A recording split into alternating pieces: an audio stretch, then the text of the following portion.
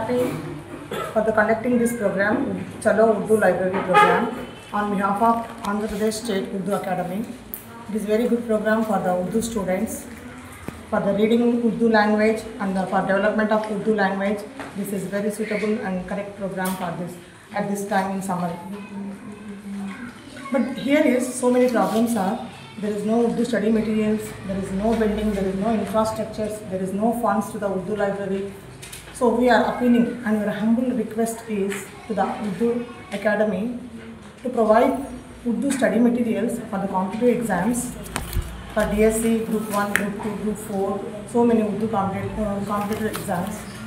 And at the same time, our humble request is the building infrastructure and to provide the funds to the Urdu library.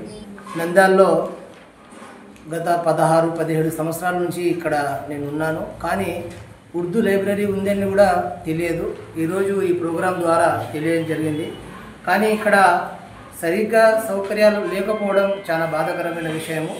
కాబట్టి ఇక్కడున్న MLA గారికి మరియు గౌరవనీయులైన minister గారికి, గౌరవనీయులైన ముఖ్యమంత్రి గారికి కోరేది ఏమంటే, ఉర్దూ భాష అనేది ఒక లష్కరీ భాష. ఈ భాష ద్వారానే మన భారతదేశానికి స్వతంత్రం రావడం జరిగింది.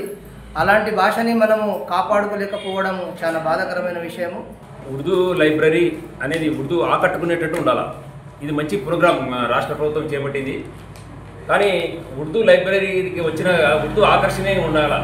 నంద్యాల జిల్లా ఇంత పెద్ద, ఇక్కడ మనకు రాష్ట్ర మైనార్టీ మినిస్టర్ ఉన్నారు, ఉర్దూ అకాడమీ చైర్మన్ కూడా ఇక్కడ నుంచి మేము తెలియజేస్తున్నాము. ఈ చిన్న గదిలో అసలు ఇంత దౌర్భాగ్య స్థితిలో ఉన్నారంటే లైబ్రరీ 3 నెలల నుంచి కరెంటు బిల్లు కట్టడం లేదు. వచ్చిన వాళ్ళకు ఇక్కడ ఫీడ్బ్యాక్, ఇంతకుముందు పూర్వకాలం ఐఏఎస్ ఐపీఎస్ చదవాలంటే ముందు లైబ్రరీకి వచ్చి ఇక్కడ అన్వేషించేవాళ్ళు పుస్తకాలు. ఇక్కడ వచ్చిన తర్వాత పుస్తకాలు ఒక చిన్న గది, వాళ్ళని మనం లైబ్రరీకి చలో అని లైబ్రరీని పిలిచాలంటే కూడా మాకు బాధగా ఉంది. లైబ్రరీ చలో అని ఈ ప్రోగ్రామ్తోనే కనీసము 2-3 గదులు కేటాయించబడి దీనికి కనీస ఫండ్స్ ఇష్యూ చేసి కావాల్సిన పుస్తకాలు పిల్లలకు ఫీడ్బ్యాక్, ఐపీఎస్ గ్రూప్ 1 తర్వాత డిఎస్సి ఇలాంటి బుక్స్ ఇక్కడ ఇవ్వడము, ఒక రెగ్యులర్గా ఒక అటెండర్ ఉండి రాసుకొని ఇవ్వడం, మళ్ళీ రిటర్న్ చేయడము. వేరే లైబ్రరీ, తెలుగు లైబ్రరీలు చాలా ఘనంగా నిర్వహించబడుతున్నాయి. ఈ నేపథ్యంలో మరి ఎందుకు ఉర్దూ భాషను మనం సెకండ్ రాష్ట్ర భాష ఉన్నప్పుడు ఈ భాషను కూడా తీర్చిదిద్దాలా? ఈ పరంగా నేను నంద్యాల ముస్లిం ప్రజలకు, ఉర్దూ భాష ప్రియులకు కోరేది ఏమంటే, మీరు వచ్చి ఒత్తిడి తీసుకురావాలా. మీరందరూ ఉర్దూ లైబ్రరీకి రావాలా, ఇక్కడ పుస్తకాలు కావాలా, మేము రోజు వస్తాం చదువుతామని. మీ ఒత్తిడి వల్ల ఇక్కడ తప్పనిసరిగా 2-3 పేపర్లు వస్తాయి. ఏదో మీరు కూడా ఎప్పుడో రాకుండా మీరు వచ్చి డిమాండ్ చేయండి, మాకు ఈ పుస్తకాలు కావాలా. లేనప్పుడు రోడ్డు మీద వద్దాం అందరం, మాకు ఇక్కడ పుస్తకాలు లేవని. లైబ్రరీ తెరచుకుంటే లైబ్రరీ దగ్గర బయట ఇద్దాం. లైబ్రరీ కూడా నిర్వహించే వాళ్ళకు మేము కూడా అజమాయిష్ చేస్తుంటాం. తప్పనిసరిగా టైమింగ్ తెరచాలా, టైమింగ్ ముయ్యాలా. ఇవన్నీ కూడా రెగ్యులర్గా చేయాలని కోరుతున్నాము.